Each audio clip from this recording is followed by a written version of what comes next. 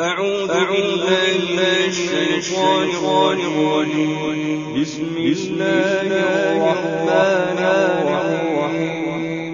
والشمس وضحاها والقمر إذا تلاها والنهار إذا جلاها والليل إذا يغشاها والسماء